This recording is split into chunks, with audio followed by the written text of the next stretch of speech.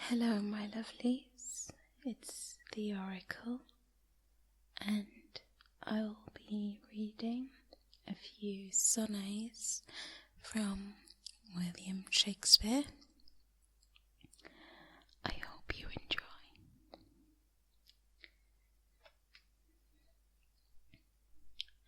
From fairest creatures we desire increase, that thereby beauty's rose might never die, but as the riper should by time decrease, his tender hair might bear his memory.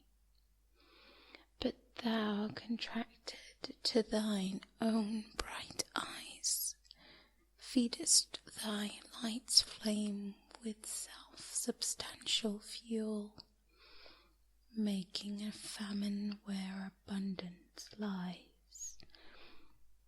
Thyself thy foe, to thy sweet self too cruel, thou art now the world's fresh ornament, and only herald to thy golden spring. Within thine own bud busiest thy content,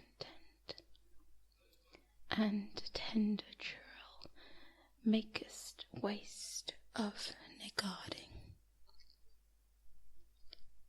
Pity the world, or else this gluttony be,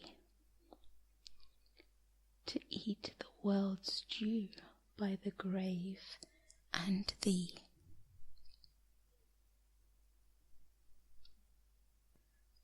When 40 winters shall besiege thy brow, and dig deep trenches in thy beauty's field, thy youth's proud livy, so gazed on now, will be a tattered weed of small worth held.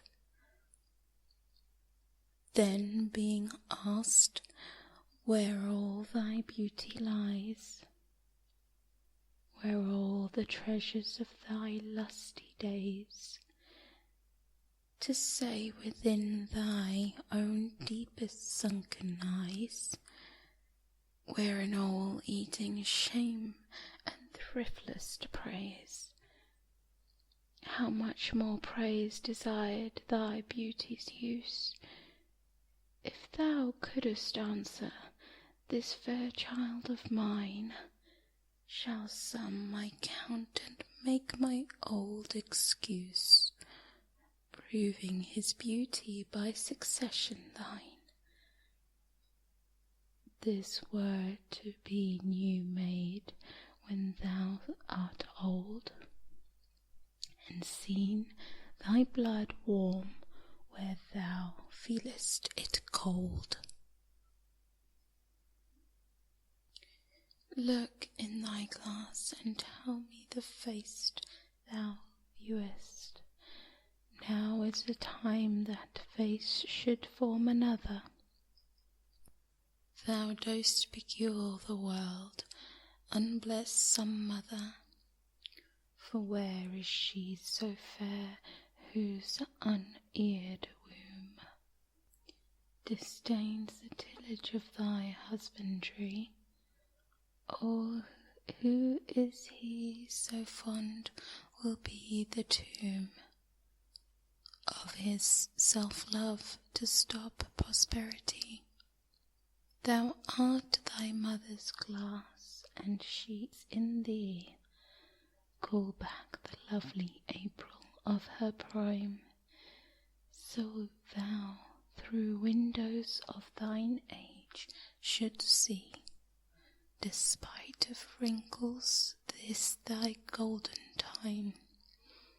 But if thou live, remembered not to be, die single, and thine image dies with thee. Unthrifty loveliness, why dost thou spend upon thyself thy beauty's legacy? nature's bequest gives nothing but doth lend, and being frank she lends to those are free.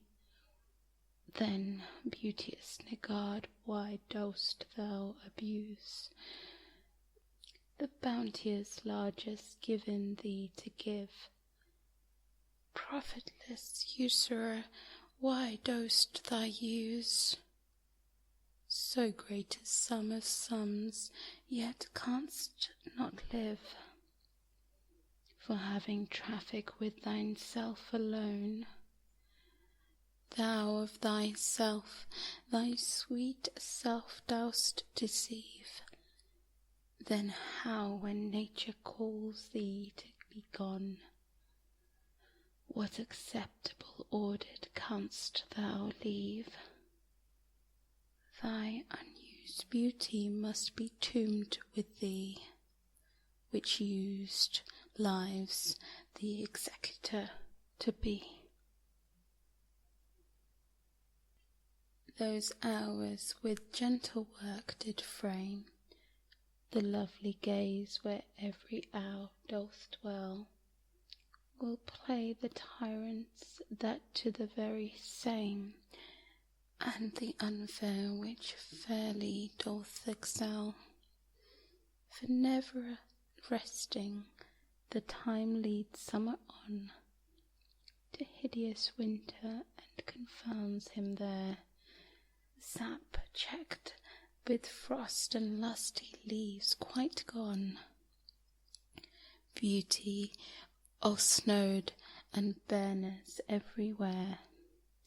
Then, where not summer's distillation left, a liquid prisoner pent in walls of glass, beauty's effect with beauty were bereft, nor it, nor no remembrance what it was, but flowers distilled, those very with winter meet, least, but their show, their substance still lives sweet. Then let not winter's ragged hand deface in thee thy summer ere thou'st be distilled. Make sweet some viol, treasure thou some place with beauty's treasure ere it be self-killed. To use is not forbidden usury, which happies those that pay the willing loan. That's not thyself to breed another thee, or 10 times happier, be it 10 for 1. 10 times thyself were happier those thou art. If 10 of thine 10 times horrific thee, then what could death do if thou shouldest depart, leaving thee living in prosperity?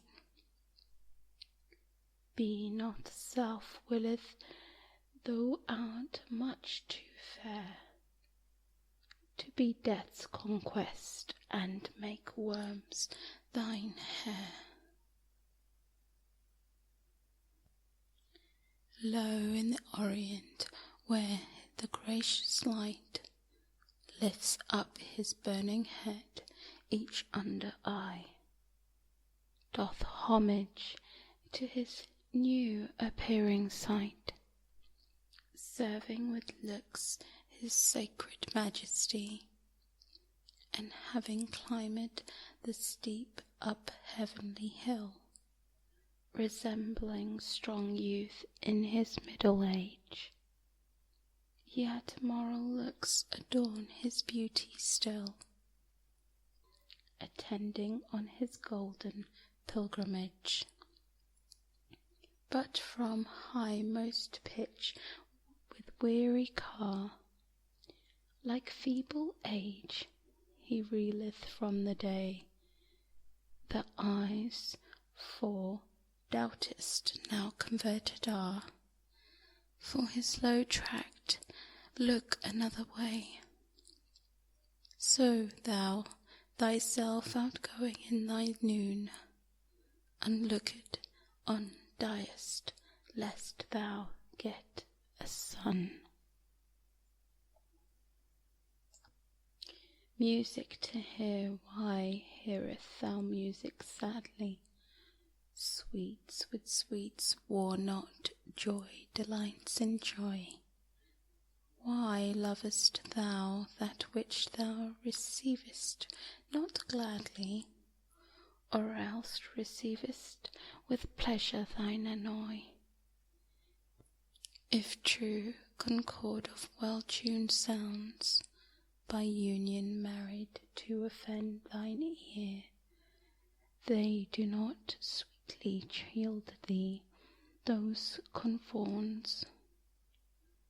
In singles the parts thou shouldest pair, mark how one string, sweet husband to another, strikes in each by mutual ordering, resembling sire and child and happy mother, who all in one pleasing note do sing, though speechless song, being many, seeming one, sings to thee, thou single will prove none. It is for fear to wet a widow's eye, that thou consumest thyself in single life. Ah, if thou issueless shalt hath to die, the world will wail thee like makeless wife. The world will be thy widow, and still weep, that thou no form of thee hast left behind, when every private widow well may keep by children's eyes her husband's shape in mind. Look what an unthrift in the world doth spend, shifts but his place, for still the world enjoys it. But beauty's waste hath in the world an end, and keep unused the user so destroys it. No love toward others in that bosom sits, that on himself such murderous shame commits. For shame deny that thou bearest love to any, for thyself art so unprovident. Grant, if thou will, thou art beloved of many, but that thou none lovest is most evident, for thou art so possessed with murderous hate, that gainest thyself thou stickest not to conspire, seeking thou beauty's roof to ruinate, which to repair should be thy chief desire.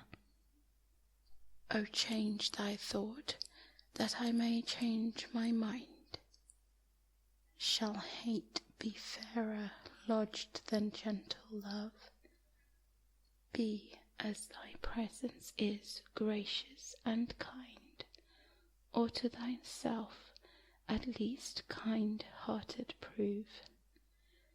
Make thee another self for love of me, that beauty still may live in thine or thee. Thanks for listening, and that was Sonnet 1 to 10 of William Shakespeare. I hope you